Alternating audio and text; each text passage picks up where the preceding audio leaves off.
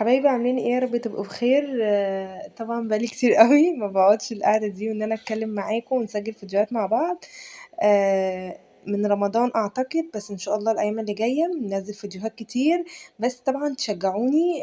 انا ما كنتش اصلا بنزل فيديوهات لاني كانت ماما تعبانه وكده، فربنا يا رب يشفيها. وكمان انا مش لاقيه مثلا يعني اللي يشجعني في القناه ان انا انزل وكده. بس طبعا ما اقدرش دي بعيدا عن ناس معينه، واللي بيشجعوني وكلموني كمان حبيبة قلبي اللي كلمتني وبعتت لي على الواتساب وكده وشجعتني.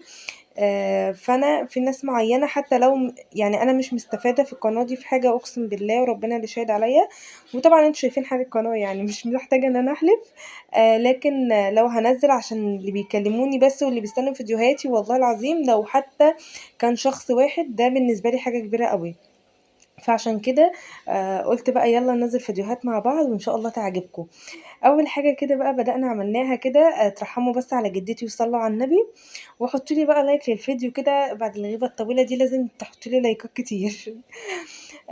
غسلت المواعين، كان عندي شويه مواعين كده غسلتها ماشي كده. وبعدين عندي فراخ لان ما ينفعش انضف الفراخ في الحوض وفي مواعين وكده، ما ينفعش نهائي. وكمان كان عندي كركديه في التلاجة دايما بعمله عشان ماما ضغطها بيكون واطي دايما. الدكتور قال لي كركديه، تشرب كركديه، فدايما بعمله ساقع في التلاجة. وايه، اي حاجة اقوم مديها كده كوباية تشربها. ماشي، ده اعمليه برضو بيكون حلو قوي. ماشي كده، جبت بقى طبق. ودايما انتوا عارفين بقى او نسيتوا مش عارفة ان انا بنضف الفراخ بتاعتي بالدقيق والملح والجنزبيل وليمون، مش بحط اي خل خالص عشان الخل طبعا بيعمل زفرة. وهنا الفراخ بتاعتي دي كانت دبابيس، ببدأ اشيل الحتة اللي في الرجل من تحت دي بتكون زفارة، فببدأ ان انا اشيلها. بس عايزة اقول لكم السكينة كانت مرخمة عليا قوي. فالمهم رحت شلتهم كلهم.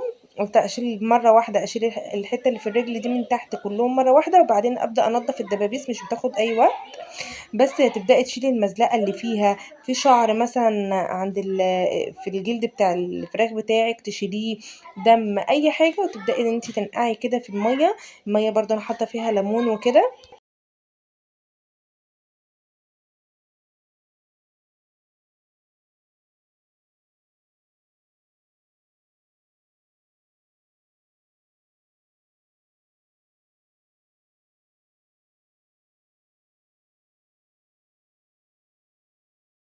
وطبعا نتعامل مع الليمون باحترام. انا عن نفسي بتعامل عليه معاه باحترام جدا، لان كيلو الليمون ب100 جنيه، فلازم تتعاملي معاه باحترام جدا جدا. فعشان ايه؟ ده مش اي حد بيجيبه بجد في السوق، والله ما اي حد بيجيبه. يعني انا عن نفسي لما باجي اروح السوق بجيب ربع ليمون على قدي ب25 جنيه بس. فبعد ما نضفتهم كلهم، بابدأ إن أنا أديهم برضو شطفة تاني وأشوف لو في أي حاجة كده أو كده. وأبدأ إن أنا أفتح الدبوس بتاعي، ببدأ إن أنا أعملهم كده شقتين كده يعني بالسكينة، فاهميني؟ عشان لما هنعمل تتبيلة خطيرة. اما نعمل التتبيلة تكون ايه، تدخل في الفراخ بتاعتك كده وتكون زي الفل. بعد برضو ما كده، اما بحب لما اشق الفراخ يا جماعه، ما بحبش ان انا احطها في التتبيله على طول، ما بحبش الموضوع ده ابدا يعني. احب بدام ان انا فتحت الفراخ، لا، اغسلها تاني، فاهميني؟ لاني برضو انت فتحتيها فلازم برضو تتشطف تاني. فانا برضو حطيت ليمون فيها، قصدي الدقيق والحاجه. جبت هنا حته سلكه، السلك البلدي بتاعنا، وبدات ان انا شلت بيه الزفره والحاجه اللي اللي في الحوض عشان تترمي على طول، لان دي ما ينفعش تتعمل بالليفه اللي انت تغسلي بيها المواعين، فاهمني؟ وبرضو اديتها شطفه محترمه. وتعالوا بقى ايه، ماما هتعمل معاكم تتبيله. يعني بصوا طعمها خطير. هنحط من كل حاجه نص معلقه. الملح طبعا ده حسب انتي بتحبي الملح زيادة قليل براحتك جدا. هنحط الملح. وماما حطت كمان كزبرة، وحطت حبهان، وحطت اللهم صل على النبي فلفل اسود وبابريكا وسماق وجنزبيل ومرقة بودر. المرقة بتكون حلوة قوي في البهارات، في التتبيلات يعني بتاعتك. وحطت كمان 7 بهارات اللي احنا عاملينها. طبعا هنزل لكم باذن الله فيديو البهارات ده، بس لما احس ان ايه في حد مستنيني بزياده وفي كده قبول في القناه ولايكات كده، هنزل لكم فيديو البهارات ده. عايزه اقول لكم خطير اقسم بالله. يعني فيديو كده البهارات من الملح لغايه اخر حاجه في البهارات. ماشي كده. وحطينا توم باودر وبصل باودر. وبعدين هتجيبي بقى معلقه عسل ابيض او عسل اسود عادي جدا. ما عندكيش عسل هتحطي معلقه سكر. ماما كمان حطت معلقه من دبس الرمان، ومعلقه من معلقه ونص او معلقتين من الصويا صوص، هما كان اخر حبه اصلا.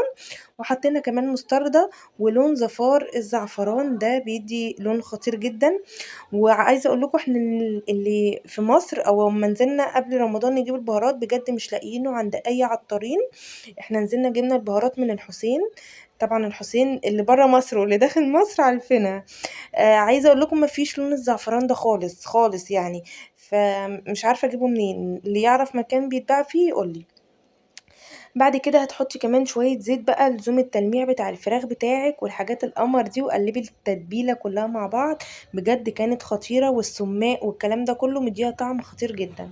وبعدين الفراخ بتاعتي زي ما انتم شايفين بقى انا منضفاها وزي الفل. وعايزه اقول لكم ريحتها ما فيش اي زفر خالص. هبدا ان انا كده اجيب برضو الخلطه بقى بتاعتي زي ما انتم شايفينها، كانت تحفه تحفه. الخلطه بجد كانت خطيره. تبلي بقى الفراخ بتاعتك كويس جدا، وحاولي ان انت تدخلي التتبيله بتاعتك دي في كل الفراخ من جوه بقى ومن بره، وتدخلي كده في الفتحات اللي احنا فاتحينها في الفراخ. بجد روعه. ولا ريحتها يا جماعه يا نهار ابيض كانت مشكله بجد. والعسل والحاجات دي كلها بتكون تحفه قوي. دي بقى كانت رضوى صاحبتي، وانا قلت لها ان انا هقول عليكي على الفيديو. كانت رضوى صاحبتي واقفه، وهي عشان مش بتعرف تعمل اي حاجه انا بقول لكم اهو، فبالتالي واقفه بقى ايه بترخم عليا وبتوريكم ضوافرها اللي هي لسه عاملاها تمام. بس كده المهم. الفراخ زي ما شفتوا كانت تحت الجلد كان في كذا يعني كذا دبوس عايز يتبل كويس جدا. فاحنا ايه تبلناه كويس وكله زي الفل وكله تمام زي ما انتم شايفين كده. تمام. اهم حاجه تسيبيها في التتبيله حبه حلوين ماشي عشان الفراخ تتشرب من التتبيله، فبالتالي هتديكي طعم جميل جدا. معايا بقى الصينيه اللي انا هحط فيها الفراخ. قطعت بصلايه و3 بسطيات كده. هبدا ان انا بهرهم بشطه. طبعا الشطه اختياري، وهنا بقى كنت بزعق مع ماما وقمت ايه اتخانقنا مع بعض، قلت لها الشطه دي كلها مش عارف ايه. وشلت شويه ورميتهم خلاص. وحطيت فلفل اسود، وحطت هي يعني فلفل اسود وملح وشطه. ممكن تستغني على الشطه تحطي بابريكا وشويه من ال7 بهار كده بيكون تحفه جدا.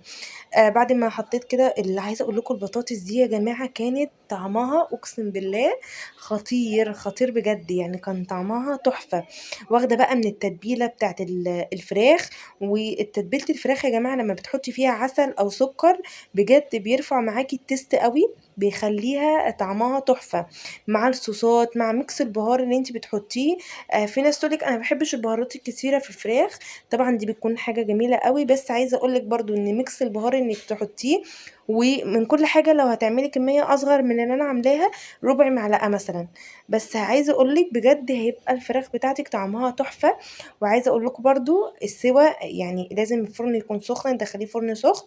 وكمان انا هغطيها بالفويل، وبعد كده هشيل الفويل نازل منها صوص خطير. فهبدأ بالصوص ده اعوص الصينية أو يعني اغطيها كده بالصوص تتحمر بقى. دي خلاص كده خلصت. تعالوا نشوف عاملين ايه جنبيها بقى. اول حاجه التسبيكه بتاعتي عباره عن بصله قليتها مع فصوص توم مع فلفل. وبعد كده بعد ما شميت الريحه القمر، واول حاجه قبل الطماطم حطيت صلصه وهريسه. وبعدين حطينا الطماطم اتسبكت، وبعد ما اتسبكت كده مش هتنطر القدام غير لما تحطي البهار بتاعها. فالبهار او البهارات عباره عن ايه؟ طبعا بهارات المحشي بتكون زياده شويه. احنا النهارده هنعمل محشي جنب الاكله جنب صينيه الفراخ القمر اللي احنا عملناها.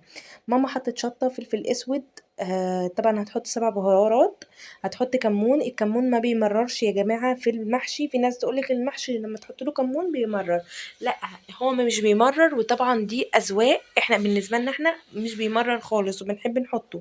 حطينا كمان كزبره وملح وشويه نعناع اول ما اتحطوا في التسبيكه مع البهارات. عايزه اقول لكم الريحه كده فحفحت فحفحت. حطي كمان نص معلقه من السكر او ربع معلقه من السكر، وبعدين قلبي الكلام ده كله في بعضه. بص احنا اول ما حطينا البهار بدأ الإيدام ينطر ازاي. سيبيها بقى تتسبك شوية. وطبعا لغاية لما اتسبكت كنا بقى ايه قطعنا الخضرة والرز اتغسل، وكمان قورت البتنجان والكوسة وكله زي الفل. احنا بنحب يا جماعة نبهر الرز بتاع المحشي، بنحب نبهره الأول. وطبعا عملناه مع بعض كذا مرة بنفس التفاصيل، بس انا بحب اعيدها معاكم يعني واتكلم معاكم. بصوا الرز ماما حطت عليه كزبره كمون فلفل اسود، وبعدين معايا شبت وكزبره وبقدونس. في ناس مش بتحب تحط الثلاث انواع من الخضره، بس هي المحشي كده يعني. انتي طبعا حطي اللي بتحبيه، وطبعا زي ما قلت لكم دي اذواق. معايا بقى التسبيكه زي ما انتم شايفينها مربى، يعني هي مش تسبيكه يا جماعه، هي مربى كده زي ما انتم شايفين. بصوا تحفه تحفه، بصوا جمال التسبيكه متسبكه كده وقمر يعني الموضوع خطير. انا اصلا لسه واكلاه، فبالنسبه لي انا بتكلم بحب وبكل ثقه لان انا لسه واكلاه. وهنا كنت نظفت المطبخ، يعني قعدت وانا بحشي كنت مصبنه المواعين كلها، منظفه المطبخ وكله زي الفل. بصوا مفيش اي مواعين عندي. كمان الفراخ حطيتها غطيتها بالفويل وحطيتها في الفرن. زي ما انتم شايفين المطبخ بتاعي زي الفل والحوض زي الفل. تعالوا هنا بقى كنا قاعدين وبنحشي ايه المحشي. جبنا بقى ورق عنب. ورق العنب دلوقتي بقى في السوق الكيلو ب50 جنيه. طبعا فرصة كويسة قوي ان انت تجيبي وتخزني بإذن الله. هجيبه بكرة بإذن الله. انا بالنسبة لي انا بكرة الخميس فهنزل اجيبه. بتنزلي بقى بدري شوية يعني قبل الظهر كده او حاجة. انزلي هاتيلك بقى 2 3 كيلو كده وخزنيهم وحطيهم في الفريزر بإذن الله. بإذن الله رمضان بقى العيد كبير براحتك، بس يكون عندك في الفريزر. ولفه سهل قوي زي ما انتم شايفين كده. وهنا محضره كل حاجه، والبتنجان والكوسه حضرتهم جنبي، وبدات ان انا بقى ايه احشي. قلت عشان ما اطولش عليكم الفيديو اكتر من كده. وطبعا بعد ما بنحشي ورق العنب لازم تحطي معلقتين سمنه من فوق الوش، معلقتين 3 يعني. حطيهم من فوق الوش هيطري معاكي الورق قوي، هيطريه ويخليه طعمه بقى وريحته. يعني سمنه بلدي مع ورق عنب، يعني يا سلام يا سلام على الجمال. حاجه روعه يعني. جبنا بقى الميه، بدأنا ان احنا نعمل ايه ميكس البهارات في الميه عشان نسقي المحشي كله. طبعا انا كنت كمان حشيت الكوسه والبتنجان والفلفل وكله زي الفل. حطي بقى بهاراتك، فلفل اسود وكزبره وكمون شطه، ظبطي الملح بتاعك. وقلبي الكلام الجميل ده كله مع بعضه. ماما كمان هتحط معلقتين من الصلصه اهو. يا ماما بتحبي تعمل محشي تعمله باصوله كده، يعني لازم تكلفي الاكله بتاعتك عشان تطلع طعمها حلو اهو. بعد كده حطي طبق بقى على ورق العنب وبعدين اسقيه. طبعا اعصري بقى عليه ليمون، حطي دبس رمان، اعملي اللي انت عايزاه ماشي كده. هزي بقى كده الحله بتاعتك، وبعدين اسقيه التسقيه المظبوطه. هنا كانت التسقية مظبوطة جدا اقسم بالله. كمان معايا اهو بصوا بقى حلة البتنجان والفلفل اللي انا عاملاها. بصوا خليكم مركزين اللي انا عاملاها. ايه رأيكم؟ تحفة. بصوا تعالوا بقى نشوفه بعد ما استوى. بصوا استوى بسرعة قوي ازاي. بصوا بقى الجمال، ولا فك ولا الكلام ده كله ما بيحصلش معايا انا. الحشو بتاعي بيكون مظبوط جدا في المحاشي. بصوا هنا كمان كنا حاطينه كيس يا جماعه بيكتم معاكي الورق العنب او الكرنب فبيخليه يستوي بسرعه. وعايزه اقول لكم ورق العنب برضو البلدي بيكون تحفه. بصوا مفيش اي حاجه ملزوقه ولا بقى في حله ولا الكلام ده كله. خشي بقى بالصينيه الكبيره دي في اكبر عزومه ممكن تعمليها بالتتبيله الروعه دي. بصوا جمال صينيه الفراخ، قمر قمر بجد والله. وهنا كمان بقى ورق العنب بتاعي اللي احنا حاطين على وشه بقى سمنه بلدي، وعايزه اقول لكم طعمه خرافه مع صينيه المحشي المشكل والفراخ. بصوا يا جماعه الفراخ مستويه ازاي، ولا الكوسه والبتنجان. بصوا كان خطير خطير. ورق العنب انا عايزه برضو اقطم لكم كده واحده كده. بجد يا جماعه البلدي بلدي برضو طعمه كان خرافه.